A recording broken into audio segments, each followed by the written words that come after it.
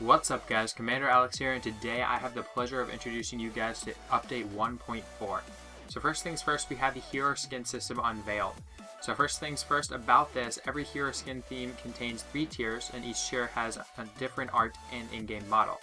Unlocking tier 1 hero skins using ice in the market or by weaving cards into the skins. And obviously I will get into this more in depth in my actual video about the skin system, but just some basic facts about it. The cards of varying rarity will sometimes be awarded in post-match spoils of war, and you can collect cards and trade them in for skins when you meet the requirements. Tier 2 and 3 skins and the required cards will be included in the future updates, and Tier 2 and 3 skins must be earned. They cannot be unlocked directly with ice. Moving on here, we also have all of the different skins that have been added into the game. We have Bug Petal, Dark Parade Adagio, Candy Twirl Koshka, Sawberg, Prehistoric Glaive, and Shogun Ringo. Definitely leave in the comments which one you are going to get first, because I know that I'm going to be picking them up as quickly as I can and showing them all to you guys as quickly as I can. Other than that, we also have the hero loading screen and match start. All new loading screen displays heroes, default, and skin art, and all players will load into the Halcyon Fold simultaneously to prevent an early start advantage. This means that as long as you load in within 45 seconds, you're all going to start at the exact same time, so you don't have to worry about your connection as much in terms of the beginning of the game. Also, dodging character select will lock you out of public matches for 10 minutes, which is up from the usual 5 minutes that we were expecting in this, the latter patch. Other than that, we also have the UI and setting changes. You can see the skill tier of friends when forming parties in your friends list, and you can be notified for starred friends only, and that is a setting in your in-game chat notifications. So basically, if you don't want to get notified for everybody, you can obviously change that so it's only people who you have starred.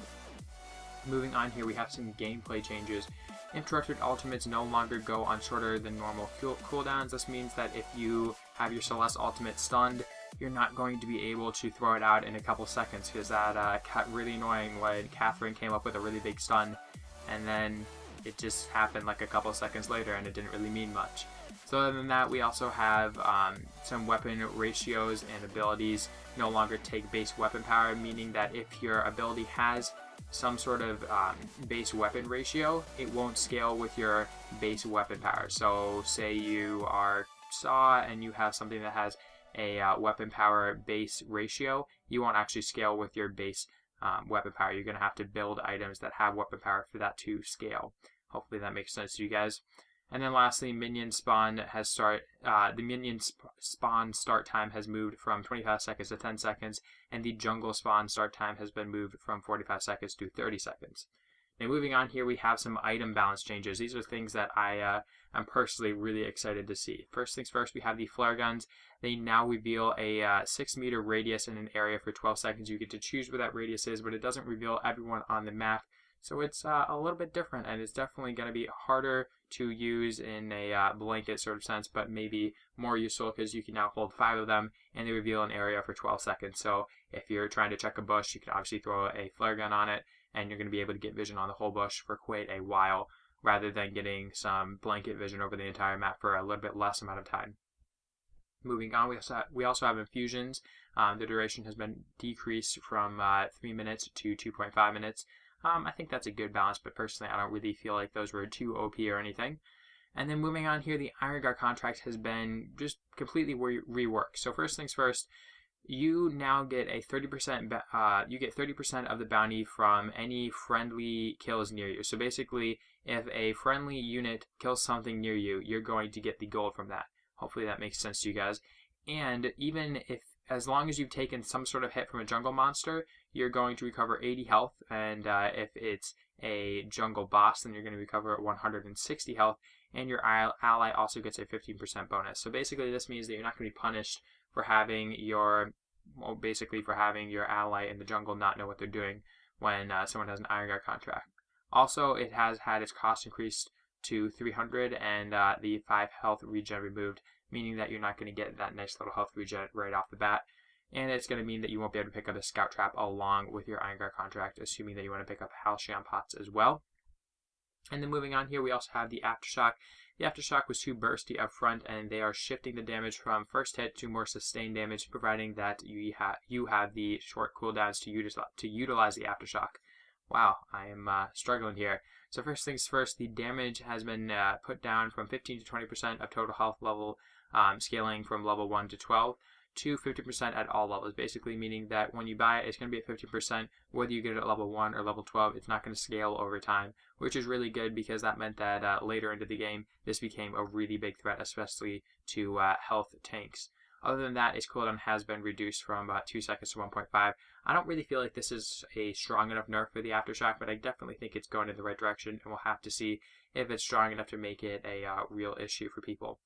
Other than that, we also have the Eve of Harvest. The Eve of Harvest provides too much lifesteal, and they have introduced some serious AoE mages since the item was last tuned, so they needed to adapt the item with the time. So basically, now the lifesteal is down from 25% to 20%, and the crystal power has been boosted up from 50 to 65%, rather to 65 CP. And that basically just means it's going to be a little bit more hard-hitting, but it's not going to make you unkillable, which is, I think, a really good thing, because, like, if you were playing Celeste, you could get taken very low, then throw your ultimate, it hits a couple people, and suddenly you're back up to full health if you have an Eve of Harvest, which I don't think is exactly fair. Moving on here, we also have the Frostburn, which they said was overall a tad underweighted and costed too much for the crystal versus the Shatterglass to pay for that still. So basically, they're going to be upping the crystal power from 80 to 100. It's a pretty simple nerf, or rather buff there, and I think it's going to make the Frostburn a lot more useful because you're going to be able to use it not only just to slow people, but also to get some real damage onto them, which it really just couldn't do before. Moving on, though, we have the Reflex Block. The Reflex Block was too spammable and too easy of a counter against too many ultimates. Now you must choose between blocking and pouring initiation abilities at the beginning of fights and at the expense of the barrier, or save it for the end to mitigate massive amounts of damage, but after major spells have been used, the certain duration also makes it less effective to blindly spamming reflex blocks regardless of intelligent timing against incoming damage. So basically this means you have to be quicker on it and more effective on it. You can't just throw it out randomly and hope that it blocks something, because the duration has been boosted down from 1.5 seconds to 1 second, so you really have to be on the dot when you're using it. And the barrier has been changed from 200 health to 20% of missing health, meaning that if you throw it out when you're just about to die, you basically won't take any damage for that 1 second, assuming that they don't have some sort of crazy amount of burst. Moving on here, we also have health items. The health was too good across the board, and we are reducing its slot effectiveness. Health is a great way for the losing team to quickly catch up, and tankiness at the expense of total late game potential. Dragonheart and Crucible and Shiversteel have been nerfed by a minus 100 health and minus 100 gold price, meaning that they're definitely a lot cheaper, but also a lot less effective. And armor and shield items have been given a little bit of a boost. Our armor and shield is now more cost effective, rewarding you for making strategic decisions to only defend against one type of damage, and the primary defense values at tier 1 defense items have been boosted by 10, meaning that your shield, if it's a tier 1 item, will be boosted by 10, and if it's an armor tier 1 item, it'll be boosted by 10, and tier 2 armor and shield items have been boosted by 15, meaning that you're going to be a little bit more effective, assuming that the enemy team is building a all weapon power, all CP build sort of layout there. Moving on, we also have some hero balance changes. First things first, we have Joule. Joule has received some major upgrades. Her abilities are overall more responsive, and her late game scaling is vastly improved. Try playing her in lane, because Joule is now one gold hungry machine and very, very capable of holding her own in lane. Her rocket leap, the rocket jump total delay shortened from 1.5 to 1.2 seconds. Sorry, that was very oddly worded there. But it has been brought down by 0.2 seconds, meaning that it's going to be a little bit harder to dodge, although I don't know if that's really a major boost. The damage has been brought down from 150 to 450 to 150 to 350, basically meaning that it doesn't scale quite as well late game, but it is very strong at the beginning of the game, as it always was. And the max rank stun duration has been brought down from 1.7 to 1.5, meaning that if you do manage to hit somebody, it's not going to lock them down for half the fight. It's just going to be for that nice initiation. Other than that, we also have crystal ratios up from 110% to 170%. That's a crazy amount of boost there, and that means that the rocket leap is now going to scale into really just an absolute monster, because even though it's 100 damage down from where it was at max level, with that 60% crystal ratio, you buy a shatter glass and it's right back up there. You buy a couple of shatter glasses and it's going to be hitting like our freaking Mack truck. So really, really excited to see how much damage we can get out of that rocket leap. And the laser windup has been reduced from 1 second to 1.6 seconds, meaning that it's probably going to be almost impossible to dodge as long as you don't have like some crazy awesome reflexes. I feel like this is going to be pretty much you throw it out and then it's almost going to be instant as to when the laser comes out, although we'll have to see exactly how that works. Telegraph time has been increased from 1.5 seconds to 1.6 seconds. I don't know the difference between telegraph time and the laser windup, but I guess we'll have to figure that one out. I'm not exactly sure what telegraph time actually is referring to, but we'll have to see. Cooldown has been reduced from 120, 115, 110 to 120, 105, 90, meaning that, again, it scales pretty well as far as cooldown goes. Like, it goes from the same initial cooldown to a 90-second cooldown into the late game, which is pretty substantial, to be honest. Other than that, we also have heavy plating armor, which is up from 22 to 90 to 50 to 150. So basically, again, scaling overall just a lot better. It's better early game, better late game, just really good in general. And then armor down from 222 to 2288 to 055, basically meaning that she doesn't have as much base armor, but she has a lot of that heavy plating, which is her passive, meaning that if you're going to hit in the front, you're actually going to be quite tanky, but if you try and turn around, you're going to be very, very weak. Joule's armor is effectively 55, 250 in the front side and 055 in the back. So basically, that kind of takes all those numbers and makes it nice and simple for you guys. Hopefully you guys can understand what I'm trying to say there. Her passive is a little bit odd, but it's definitely an interesting playstyle, meaning you have to face the enemy or you're going to get flanked and you're going to die. Other than that, we also have her shield up from 22, 104.5 to 22 and 133. So a nice little boost there. And attack speed and max level down from 117% to 100%. Not quite sure why that happened, but I guess it's not really all that big of a deal. And her move speed has been brought up from 3.25 to 3.4. So quite quick there. She's going to be one fast robot. Moving on, we have her Thunderstrike. Her Thunderstrike has been overhauled. It sends a bolt of energy directly in front of Joule. If this strikes an enemy, every Thunderstrike that follows will have bonus armor pierce and shield pierce until you miss, and Thunderstrike's cooldown scales with attack speed, and overdrives can cause weapon damage crit, which is pretty interesting. So to break this down for you guys, if you keep landing your Thunderstrikes, you're going to get a bunch of shield pierce, you're going to get a bunch of armor pierce, and basically nothing's going to be able to stop this thing. It's just going to be an absolute beast as long as you keep on landing the skill shots. The moment you miss the Thunderstrike, it all goes away and you're in a very bad spot. So it's pretty interesting. Also, the fact that it can crit weapon damage means that it's probably going to be kind of useful if you actually end up using weapon damage. Personally, I like CP Joule, but I'll have to try out a weapon damage Joule because I think that's going to be something to look out for. Moving on to the actual numbers here, the cooldown is 3.5, the damage is 180, 110, 140, 170, 200. That's quite a bit of damage. I think that scales fairly well. And the crystal and weapon ratios are as follows, 100 and 175. So weapon ratio really high up there. I'm really excited to see how well that scales. And I'm really excited to try out a weapon power Joule. Moving on here, the crystal and weapon ratios against minions. Evidently, there's different ratios when it comes to heroes and minions, but against minions, it's 80-33, so it doesn't scale quite as well against minions. It's better at clearing waves as CP, but it's better at killing heroes as weapon power, so that's a nice little intricacy there. And the bonus armor pierce when charged up is 15, 20, 25, 30, and 40%, and there is only one stack. So that's pretty insane. I mean, by the time you get this thing up to max level, as far as bonus pierce stacks go, it's a total beast with 40% pierce. That's pretty insane. And it no longer resets basic attack cooldown, so you can't use this to get some extra auto attacks in. And the energy cost has been boosted from 35 to 43, so it is a little bit more costly to use this. And then finally, we have the big red button. The laser windup has been reduced from 1 second to 1.6 seconds. The telegraph time has been reduced from increased from 0.5 seconds to 0.6 seconds. I feel like I've already read this.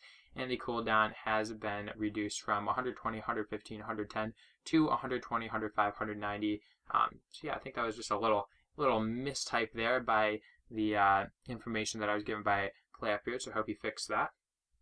And then moving on here, we also have heavy plating and base stats. The heavy plate, yeah, we've already read all this. We're going to move on, guys. Sorry, there was a little typo in the document I was given here.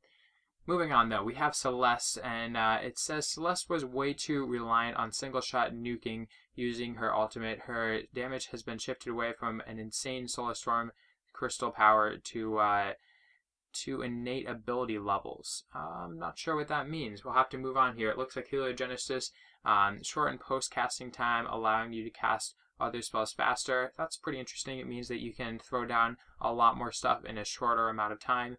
The star damage has been up from 120, 240 to 120, 320. Pretty insane.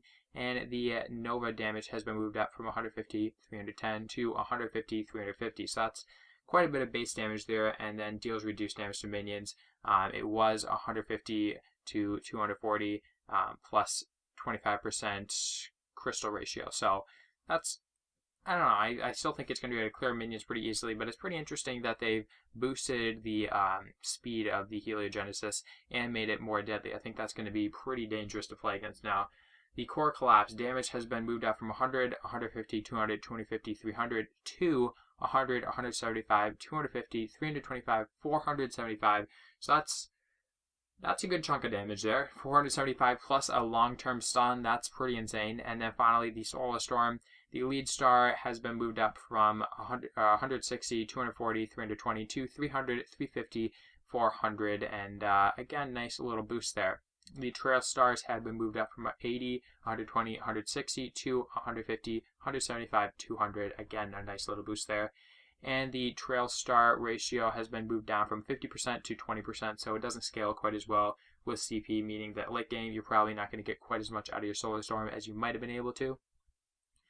And resulting in the combined crystal ratios of all the stars have been moved down from 200, 300, 400% to 140, 80, 100, or 222. It's kind of interesting. Basically, they made it have a lot more base damage, but they didn't actually give it as much ratio, so it's not going to scale as well late game, and you're not going to be able to just completely wipe the map with a Solar Storm in a team fight, which is, I think, a good thing, because honestly, I felt like the Solar Storm, if used in the right situation, was absolutely devastating.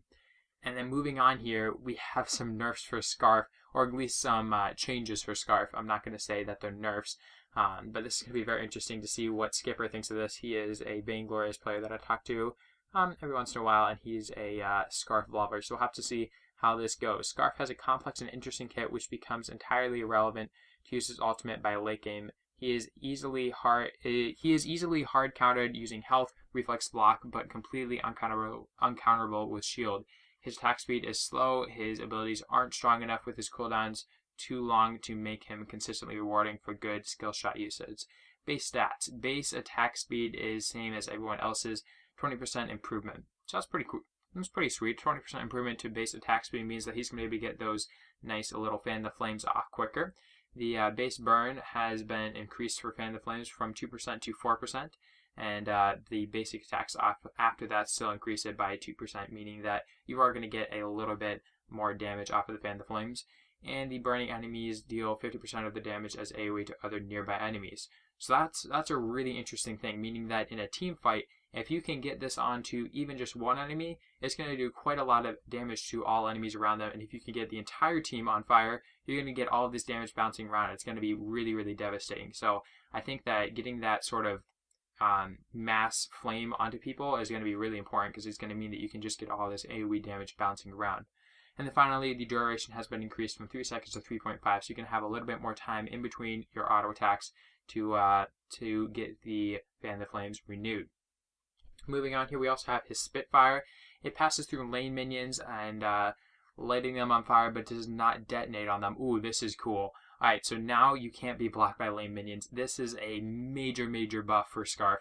The cooldowns have been moved down from 8, 7.5, 7, 6.5, 5.5 to 8, 7, 6, 5, 3. So at max level, you can throw one out every 3 seconds, and that's without any cooldown reduction, which is kind of a standard thing on most Scarfs. Also, projectile speed has been moved down from 14 to 12. I don't know if that's really an issue, but it does mean you're probably going to have to lead your targets more, and it's going to give them a little bit more of a ability to dodge them, which I suppose is good, seeing as you're going to be throwing these through minions, which is absolutely awesome. And the projectile speed, the cooldown has been moved down from 22, 21. Oh, this is for Goop. Again, trying to read this document, but it is kind of hard to read here. The cooldown has been moved down from 22, 21, 20, 19, 20, 12 to 14, 14, 14, 14, 12. Basically meaning that you start out with a really, really nice cooldown on Goop, but late game it doesn't scale quite as well, and it only scales to 12 like it did in the beginning. So basically, if you want to get to that nice little cooldown boost, you're going to have to overdrive the Goop, which I don't see a ton of people doing. And the range has been moved down from 10 to 7.5, meaning that Goop is overall, I'd say, just a little bit less effective. And then finally, Dragon's Breath, the ratio has been moved down from 600% to 300%. That is a major, major nerf, but I feel like it still makes Scarf pretty viable because the Spitfire is going to be doing the main damage healer, and with the AoE damage from the Fan of Flames, I feel like he's really going to be someone to look out for in the fold. And then moving on here, we have Vox. Vox's ultimate was nuking entire teams too reliably, and we're making it a bit harder to land and shaving off the direct damage crystal ratio. Shockwave delay has been moved up from 0.8 to 1 second, and Shockwave crystal ratio has been removed. It was 50%, but now there is no crystal ratio on his ultimate, meaning that weapon power builds aren't going to be as useless now, because your ultimate was just going to do as much damage as it normally would. Other than that, we also have his move speed that has been nerfed from 3.4 to 3.3, and his resonance projectile speed has been slowed by half, and it's mostly a visual change, evidently. I don't know exactly what that means, but evidently it's a visual change. Other than that, we also have a bug preventing sonic zooms double shot. Basically, this was actually a really big thing in the community. Basically, you could hit your aftershocks and your tension bows twice by sonic zooming to a spot, and if there's a enemy very close by. So that's been removed. Thank God that's gone, because that's going to be a crazy buff to Vox. He was insanely hard to play against, but now with that nice little bug removed, he's going to be probably just as balanced as everybody else in the game. And then finally, we have Cruel. His Dead Man's Rush no longer applies 2 stacks of weakness due to a bug. I didn't know if that was a bug or just something that I mentioned in the notes. And then because weapon ratios no longer factor base weapon power, Dead Man's Rush damage has been increased from 80, 110, 140, 170, 380 to 150, 200, 250, 300, 530 to compensate.